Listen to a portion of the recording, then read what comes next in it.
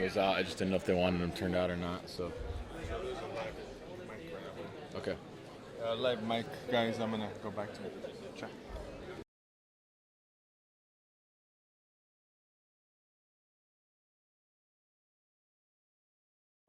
Testing 1 2 3 4 5 6 7 8 9 10. Mic check 1 2 3 4 5 6 7 8 9 10. Mic check 1 2 3 4 5 6 7 8 9 10.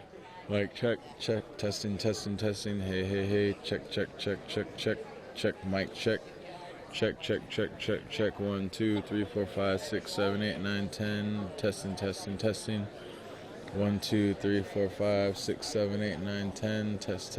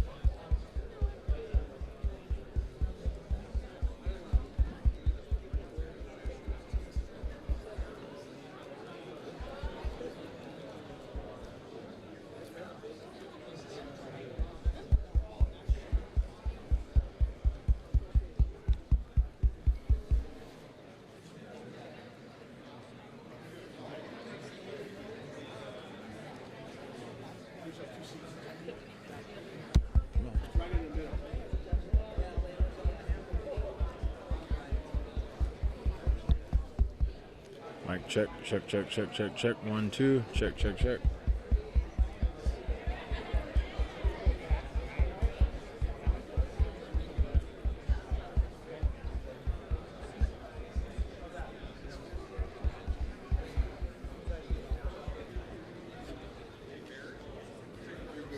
Cool. Okay. I'm almost thinking I should put some yellow tape in front of that cable tray. Saw somebody almost trip over it. The cable tray that people are walking down, and they walk down, they don't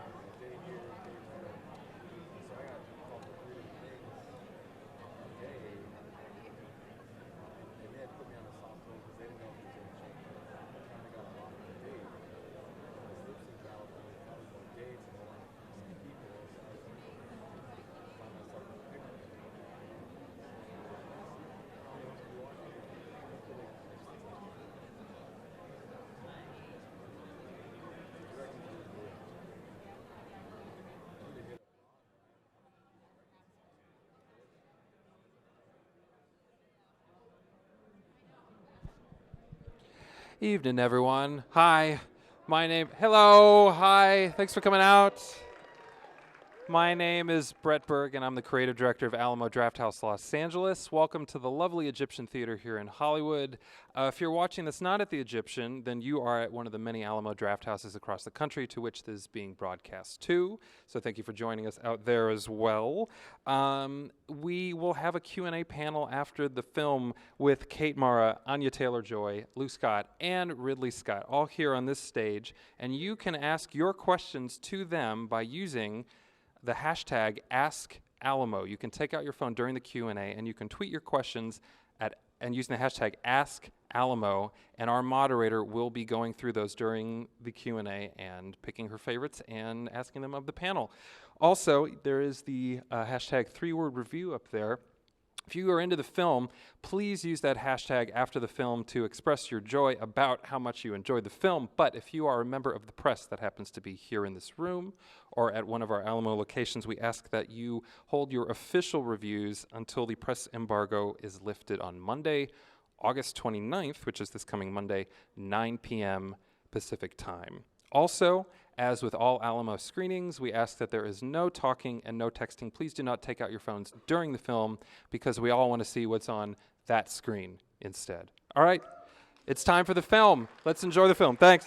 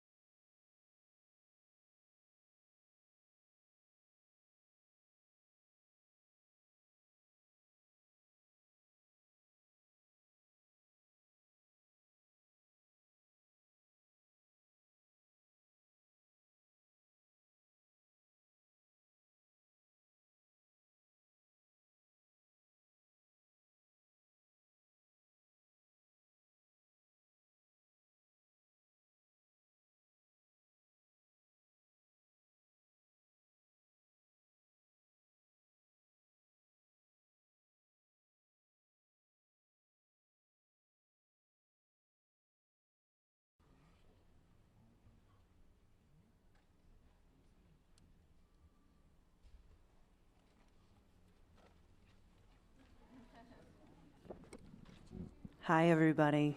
Who wants to go camping? My name's Gray Drake. I'm the senior editor of Rotten Tomatoes, so I want to say hello to you, Egyptian Theater in Los Angeles. Woo!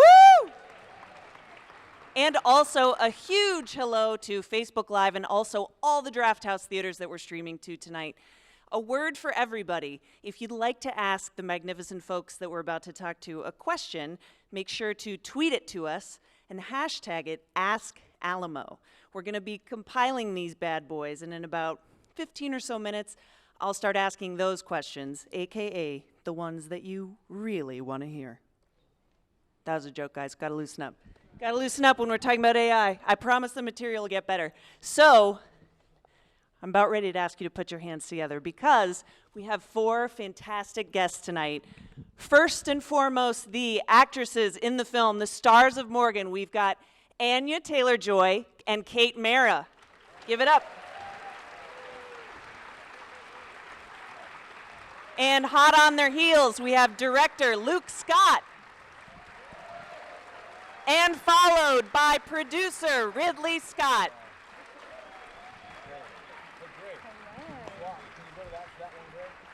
Can I go to this one? Oh, what? And now we're going to play musical chairs. These are really high. Yeah, I feel really tall. This is fun. Hit the brick. Evening. Leave the mic with me. See that? He's a man always in charge. Just throw it. All right, so let's just ease into this real nice and slow and get this started. Luke, what is the essence that makes us all human? Go.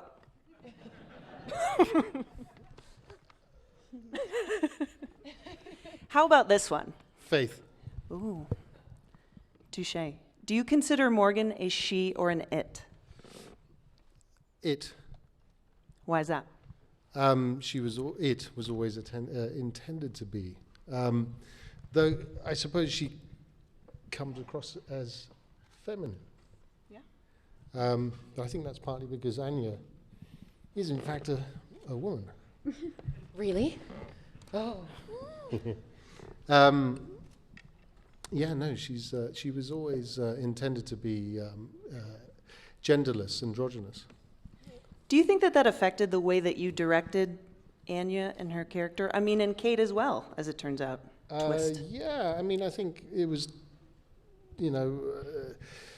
trying to get Anya to, we kind of bound you up, didn't we? We tried to make you, we really tortured you, actually, didn't we? We also did a lot. The two of us did a lot of like boxing. Yeah. Because The stunt training you was suggested crazy. that. Yeah. Yeah, I mean, there was a kind of control that Anya and I talked about you kind of, we sent you both to dance lessons, didn't you? Just to kind of get the whole movement right. And Kate's character, Lee, was quite a tough cookie. Yeah. Yeah? That's being very diplomatic, yes. Total badass is But that also was acceptable. her idea. I said you should come in as really sweet and accommodating. But no. That was I'm not sweet or accommodating. No, I think the physical aspect was very important to both of us. And luckily we knew, it was almost 2 months, I would say, before we started shooting, that we would be making this together. And so we talked a lot about the physical aspects of these characters and how important that is. So I was training before I went to Ireland with both ballet and also boxing. So the super feminine and the super masculine aspects of this character. Yeah, because she is so fierce, but it did not go unnoticed that she is wearing heels this whole film. That was not my idea. Well, my hat is off to you. And I actually wanted to discuss that stunt work because you guys are both such worthy adversaries. And it occurred to me as I watched that scene on the lake, you were actually movie drowning her, which is like, that's no small feat. And so can you describe that specifically? Like, what was that like, and when or if a stunt person took over? Well, I mean, I think we were really lucky with our stunt team because they were so inclusive, and we'd basically go in with them you know, kind of every day or whenever we could, and just train with them the way that they were training. And so they were really kind of specifically showing us how to do things. And then it gets to a certain point where you sort of look at each other and you trust each other and you know each other's bodies well enough that you can be like, okay, I'm going to push further on this one. Obviously, you know, no one's looking to hurt anybody, but we definitely went as hard as we possibly could, I'd say. Yeah, and we were lucky because maybe you planned this, but we didn't shoot that until the very end. Yeah. Oh, they became adversaries. You know, that was all the plan. You know, all along. Ah, so it's like a whole Conflict. shoot and the build up, and everybody's tired, Yeah, and you've been through irritated with each other. There you go. It wasn't acting. Yeah. Was But to be fair, the most of the fight. I mean, credit to the stunt team, but Kate and Anya are in those fight scenes quite a lot. You'd be surprised, you know. I was very worried for both of you. We were worried for ourselves. Yeah, I mean, we worked really, really hard to be able to do it because, as Kate said, it was really important for the characters to have that physicality. But I really do think it comes from a place of trust. If you don't trust the person that you're throwing really strong punches at, or if you're receiving them, you're not really going to get a good scene because you're going to be unsafe. And so, out of trust, you can kind of sort of torture each other a little bit more, if that makes sense. It does to me. What does it say about me? So, really, I wanted to ask you, because a lot of your films have dealt with AI versus humanity, or with humanity. Would you say that over time, your attitude towards that has changed in a significant way? Do you have any different ideas or beliefs now as compared to a long time ago? I think it's even more feasible and more inevitable now. I think if we let them do it, they'd definitely have a go. Whoever they are, it's probably certainly not going to happen in this country with the control. But in other countries, I think, I would imagine it's already begun. It's already happening. Chilling words to me. Yeah. Well, and because this is something that's already happening, while you two were crafting your characters, was there ever anything that you tried that seemed like too much or too little? We've already talked about how you wanted to be more of a badass, Kate. Was there anything else that significantly changed in your process? Well, you do have to sort of eliminate any sort of emotional, a lot of emotions that you would naturally have as a human being. So that, I think that was the most challenging thing for me, playing this character, because, you know, you're not supposed, we're very, very trained, and we're supposed to have sort of, you know, very specific boundaries in our minds, and not a lot of emotional aspects to our. How does one go about turning that off? It seems like a very difficult thing to make it like a faucet. So if you're in the mode of the role and you're being very unemotional, how does that work out when they call cut? I can be emotionless really easily, right, Luke? Ice cold all the way. So totally focused, but that's how you came across all the time, right? Yeah, I don't know. I mean, I guess that's just your job as an actor. Yeah, weird. Acting. I always forget that that's happening. Actually, it was quite interesting because trying to find appropriate reactions, I suppose, to certain things that, you know, you weren't overdoing anything really. That was kind of cool. Actually, very focused in that respect. Luke and I did talk about that a lot. Just, you know, we don't want her to seem like a robot. We want her to seem like a human who just happens to be, you know, very sort of strict and focused and all of these things. So we did kind of every scene we did where I was interacting with other humans or also with Morgan. We did sort of talk about that specifically to make sure I was giving enough and not giving too much as well. I didn't see it coming at all, and it was the moment where your character Kate hops out of the water, and there's that shot from it's over Rose Leslie's shoulder, and you just really fast with your face, like, psh, look over, and I was like, she's a, holy crap. Like, whoa, I was that person. You know what I was in the actually focusing on in that scene? I know exactly There what were you're these focusing little, I was wearing my heels, and there were these sort of slits in the, what is it called? In the- Well, the the plank, jetty. whatever. dock. The Yeah. plank jetty thing. Yeah. That's not true. You, And I was- you were wearing sneakers at that point. What? No. Bullshit. I was hoping I wasn't gonna go like this and just. Can I put my sneakers on now? Oh. That's mostly true. But yeah, it was. I probably wasn't thinking about the movie. I was probably thinking about, God, just look cool and don't like trip on your heel. Yeah, mission accomplished. Anya, what about you? Like, was there like a big shift in how you wanted to portray Morgan? I mean, I think it was really, really useful because I went out to Ireland about 2 weeks or something like that prior to anything. And so Luke and I would kind of sit down every day and, have all of these different ideas. And Morgan went through a lot of different incarnations during that time period. And then we found this clip of this girl who had been, locked in a room. Yeah. Remember that? And that was the day that we both just went, That was that's something it. Jennifer Like, Jason Lee sent us, didn't? Yeah, that Yeah. was really hardcore. And it was just something in her facial expression that I just, as soon as I saw it, I was like, that's Morgan. If I can do that, then that is Morgan. And then it's interesting because Lee's, very closed and quite, contained, whilst Morgan, I think, has so many feelings. She's experiencing everything for the first time. So it's almost kind of like ping pong balls. You're going from one emotion to this emotion to that emotion. And just, when you're that strong and you're that, capable, I guess, in so many different ways, it makes you a little bit dangerous, I guess. And kind of cuckoo bananas is the word that came to my mind as well. But you know what was... I love her. Yeah. But Anya really accessed this kind of level of vulnerability with a level of danger and kind of balanced that stuff all the time, which must have been really difficult, actually, to maintain a consistency there. And I mean, all credit to you, because I only discovered this in hindsight. Though we did talk about all of those ping pong emotions going around anyway, But you did find that vulnerability and that danger as well. Thanks, Luke. Yeah, I thought it was, yeah.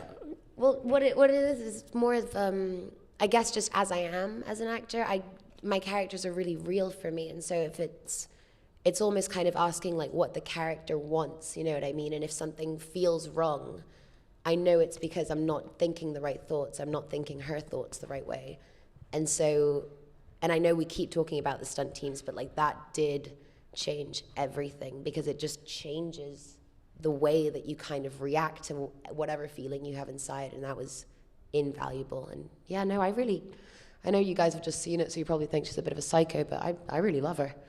I feel for her. I think that's what makes a performance really come across and land with people is when you're supposed to. So it's good that you feel that way.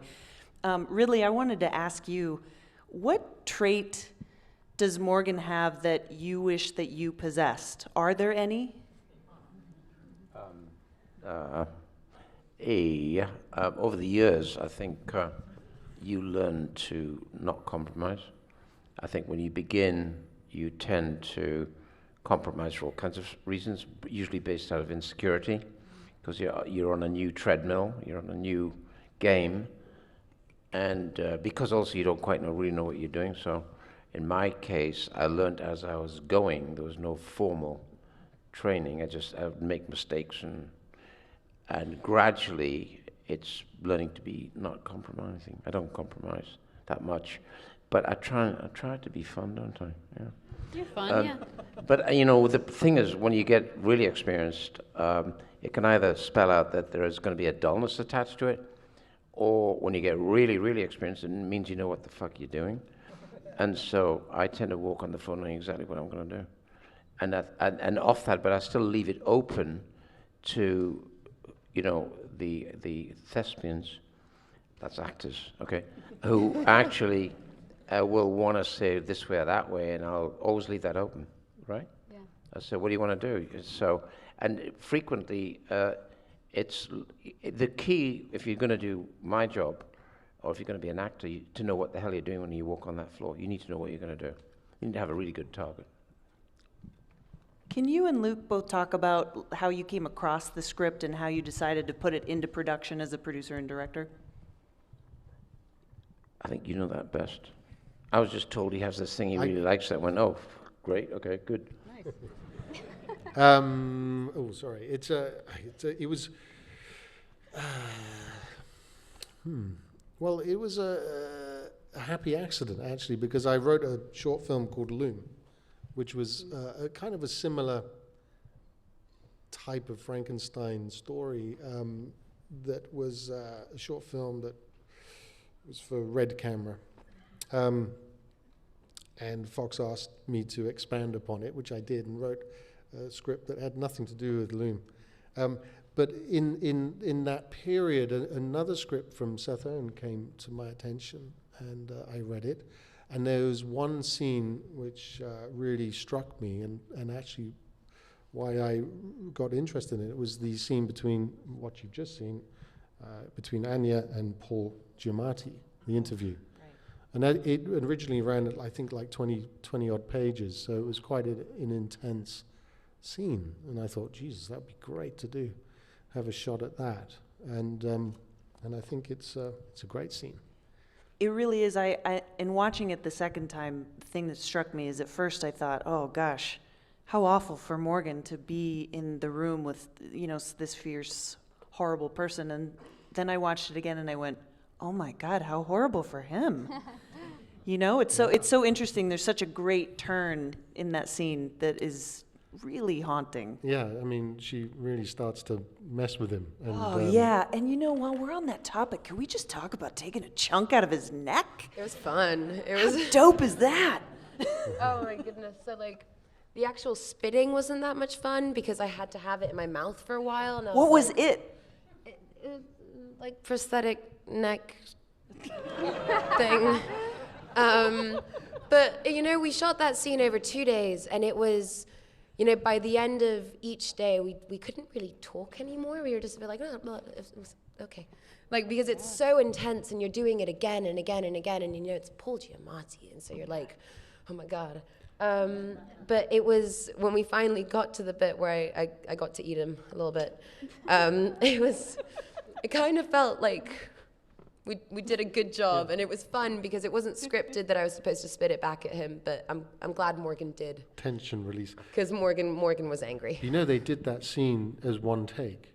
Really? Oh, yeah. Yeah, for 2 days. That's brutal for 2 days, and we kept just moving over in. and over? It was like acting school. It was amazing. You're sitting across the table from, and this was my second movie, I'd just come off The Witch, and you're sitting across the table from Paul Giamatti, and he's screaming at you, and he's doing all of these unexpected things, which I didn't go to drama school. I didn't know that if you fluffed a line, you could just take it back and do it again. You didn't have to cut. And I was like, oh, okay, noted. It was a real gift. And we all went out for dinner the day that we had finished that. And we're just like, 11 pages of script, man. Good job. Wow. And this film has such a great set. And I was really struck by him demanding to be let behind the glass. And I thought that, I wanted to ask you to talk about just being on that set. And you were largely, Kate, you also experienced this, being inside the enclosure. And I feel like it's like an enclosure. It's like a zoo, a human zoo almost. It was mostly Anya, though, because for the first few days, she and I really only interacted between the glass. And we had rehearsed enough with our stunts and with Luke as well that we had this... Well, we had most of our stunts down like a dance, and so because you can't really hear each other very well through the glass, we didn't communicate that much verbally, but we would every once in a while just do our physical movements together just to sort of say hello. Yeah. Like this weird ritual every day. Completely. And I mean, it was so strange because we had shot so much of the behind the glass. I call it the cage. It's not bloody enclosure, it's a cage. But it was crazy because we went out and we shot some of the stuff in the woods, and then we realized that we had to reshoot some stuff. And going back in there was really quite horrible. I was like, oh no, because it's kind of soundproof in there. And so a lot of the time that, if people were on my side of the glass, it was fine and I could interact with everyone and it was awesome. But if it was on the other side of the glass, I was just sort of in a room watching everyone, but not really being able to hear them, and just sort of sitting there and being like, oh, okay, I really understand how she feels. Helps you kind of go method, so to speak, with Yeah, I mean, being so isolated. more than method, I'd say empathy. I really felt for her so much throughout all of that, and I guess that in a way allows you to kind of justify the, things that might make other people think that she's not that great. Do you think she says at one point, I feel terribly about it. Do you think she really felt terribly? Are you asking? Yeah. Yeah. Do you guys think she really feels? Because, I I mean, you think were she- talking about that a minute ago, that she did. But Yeah, I think that she does, but it's what you said before of like, she's my character. Of course I love her, and of course I think she feels. I think it's more than feeling terrible in terms of like, oh, this really hurts. I think she's upset she's made a mistake that she didn't know was a mistake. She's learning everything, and so she's like, oh, I'm sorry, I didn't know that was bad. I apologize sorry, for Paul that. Giamatti's neck. I didn't know that was bad. Oh no, that one she meant, and that one she Okay, did not good, feel yeah. horrible about at all. I think there was genuine remorse, and the thing about Morgan as a character is it's a real tragedy, because in my mind, she's a great success as a human. Completely. And that's what we got at the end on the, it's very subtle, but we talked about it, was that Morgan, the tears are not because, well, she's arrived. She realizes because she's feeling stuff, I'm human. And that's a terrible tragedy, and of course it's all over. And that line about the cruelest thing you can do is press their face to the glass. I was like, oh, she is right about that. Oh, I just mentioned one thing about that set is that it was very oppressive, but we designed it. It has a footprint. We were sitting there doing this thing, and it actually has a footprint of a human womb.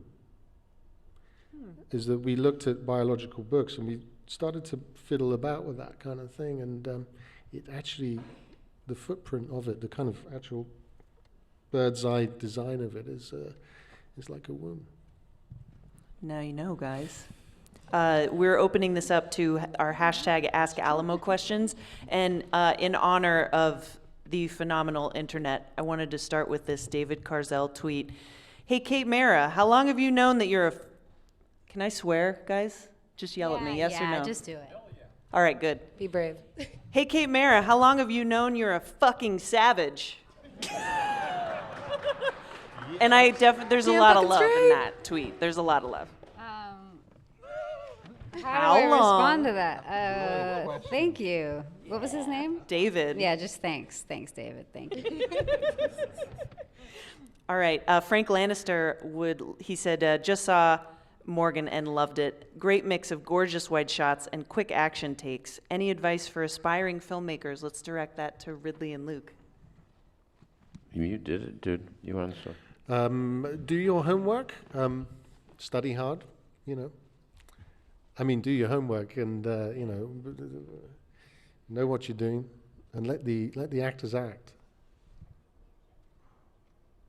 That's hard, I'd imagine. Yeah. It's challenging to have some restraint at times. No, the thing you got to do is just do it.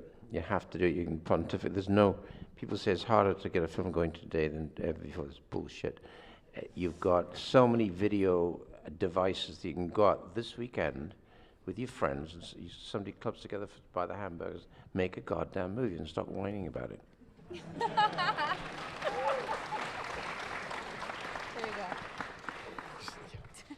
You owe him a check for tuition, which is equal to that of college for that answer.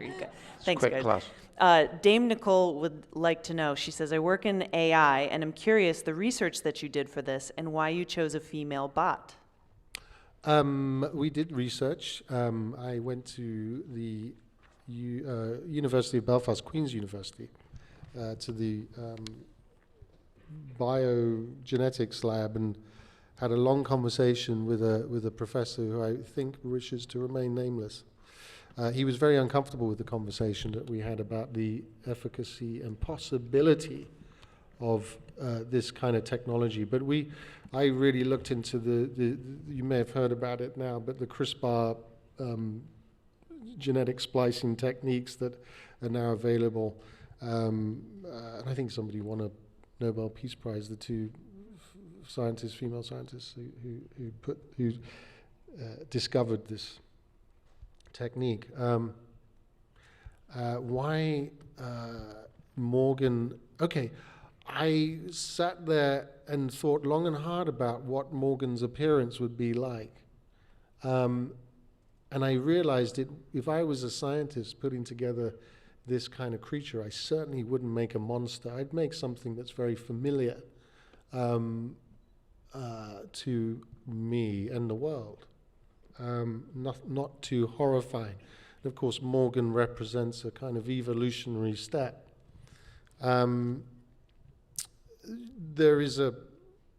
I think that there was a decision to make Morgan androgynous simply because it was a way of checking that the creature wouldn't reproduce. We saw how well that worked in other films such as Jurassic Park. Canopy is asking, and I'll direct this to you, Anya, is Morgan driven most to survive, love, or kick ass? Ooh. A little bit of both. No, I think it's when we were first having our conversations, Luke and I during rehearsals, we were always talking about, Morgan's kind of like a wild animal in a way. And if you back a wild animal up into a cage, like into the corner of a cage, and you're not going to let it get out, it's going to get out fighting. Does that mean that it wants to fight? Probably not. I don't think she's got like rage within her that she just wants to kind of like go out and fuck up everything. I think she's just more, she wants to get out of there. So I guess survival, yeah, she's driven to survive, but I think she's driven to survive because she wants to experience things like love, and she wants to experience and be human and feel. But in order to do that, you got to be alive. So. Man, because when she's standing on the lake and saying, like, is this heaven? Yeah. It's like, oh, man, I wish we could even answer that, Morgan. That was a moment. The Dishmaster would like to know. Ooh. I love Twitter. If you could create your own superhuman, what qualities would it possess? You snapped your head up really fast over there, Ridley. I know you have an answer waiting on hand. I haven't actually. What quality would it possess? I think we're so far down the line and in speculation, far more than I think is published or discussed. And I think, it's a little bit like saying when you get the very smartest computer you can possibly design, the first thing you're going to do is get that computer to design another computer which is smarter than they are. Then you get these two computers to commune. Once you do that, you're in real trouble because they're so far ahead of you. Then they've already disconnected this and connected that, and they're thinking miles ahead of you. Yeah. So once we do that, we're in real trouble. So I think you've always got to keep a handle on what you're doing. So that's kind of what it would possess, is just the ability to surpass you ever so quickly, exponentially. I think they've done it already. I think there's supercomputers around. Oh God, Ridley, you're killing me over here. Definitely. They're going to take us over in the skirting board. They connect everything with the every wire in every building. There's a connection. Do people ever in the scientific world, do they ever just randomly kind of contact you and want to share these kinds of developments with you because of your artistic work?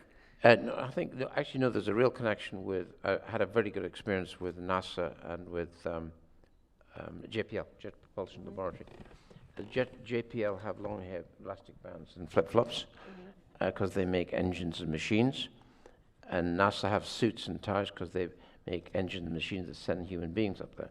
But they work together, and I got to know them pretty well, and they would say, what are your spacesuits going to look like? I said, I'm going to not show you mine until you show me yours. And then they showed me their spacesuit, and I said, that's absolutely fucking terrible. They said, we know, can we borrow yours? So they fundamentally regard their evolution, because it's like astrophysics, super mathematics, It's an art form. Science is art. People think science is science. Science is more than that. Science is art, right? Mathematics are art. And so it's a bit like being a brilliant screenwriter. You're screwing around with abstracts till you form order. That's mathematics. No difference. Let's go back to that superhuman question. If I you guys, thought I avoided it. you did expertly, sir, and I looked to Anya sitting next to you. If you guys had created a superhuman, what is the trait that you really want it to possess? I don't know. I think I You wouldn't guys really don't want wanna to play create God one. over there? No, don't want to play All God, right. man. So you've learned your lesson from basically every movie From ever, 3 then. months in Ireland, we figured it out. When you guys were filming, were the circumstances of filming such that you guys were isolated as a cast from everyone else in the area in Ireland? Like, did you guys have kind of a place away from everyone, or did you just leave the set and go into a normal metropolis?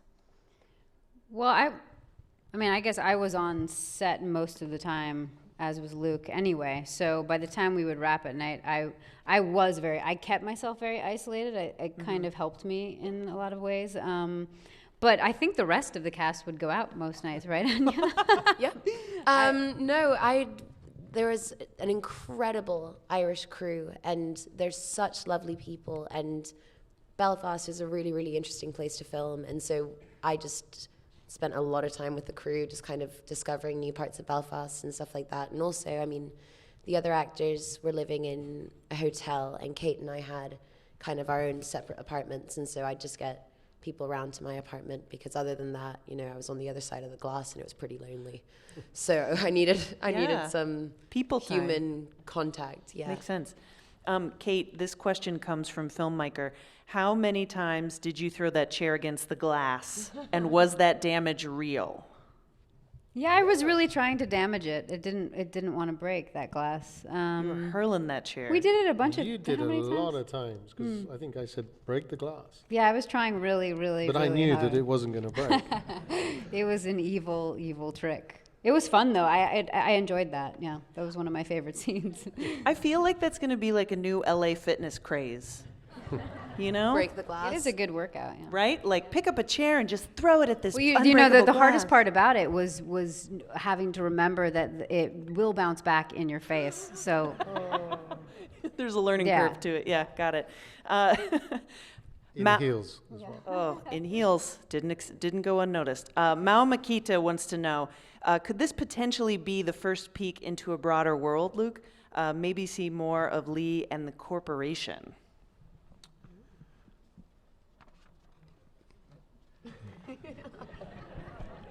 I'm not going to answer that question. Oh, all right. Then I'm just going to give you a knowing smile. Weirdo Alan Awool, Twitter. How is our definition of humanity challenged differently by humanoid robots versus bioengineered superhumans? There are so many syllables in that question. I'm impressed. Humanoid robots versus bioengineered superhumans. How is our definition of humanity challenged by that?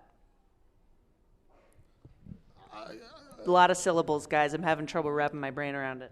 I think bioengineered humans is far more likely than robotics. I think that they offer a greatest challenge to humanity, simply because it's like, you know, once the germ gets in the species, it's goodbye humans part 1 and hello humans part 2. You know, between you and Ridley down there, this is really uplifting. We're all gonna die. You're welcome. Does anybody keep anything from the sets that you're on? That's for all of you. Oh, I kept it. Not from this movie, but Oh, that's not true. I did keep a pair of heels. Thank you for that, Luke. I kept one of my spacesuits from The Martian, Brid. Wow. We noticed. It will be deducted. We did have some from your reshoots, back and I got a end. call from the costume designer saying, "I'm not joking. We need you to bring your spacesuit for the reshoots." And I had a slight panic on that one, but I found it. So yeah. And just a post-it sitting somewhere, bring spacesuit. Awesome. What about you? Do you keep anything, Anya? Yeah, I mean, I keep, whenever I like jewelry a lot, and my jewelry is kind of like my armor, but whenever I go in to do a job, I take it all off, and whatever's, a lot of my characters actually usually have one outfit. And so, from Thomason, I kept her garters and her, ribbons. From Morgan, I kept the hoodie that I wore every day. Still have it at home, still wear it. It looked It's pretty itchy. comfy. No, I get it's just like a jumper. It's just like a really comfy jumper. And yeah, I love doing that. It's a way of keeping a part of them, I guess, and reminding you of what you've done. Ridley, do you keep anything from movies? Not initially, never. Except now I kept a very teeny space suit because a quick anecdote. I was standing in the set in H stage and I was looking up at 45 feet to the gantry, which is not that high. And I'd built a landing leg, and I was looking at this landing leg thinking, it's never big enough, so it's not big enough. And there's an elevator on it which 3 spacemen would come down on it. And there'd be 3 men, Sigourney was 6 foot, and 2 guys, it didn't look big at all.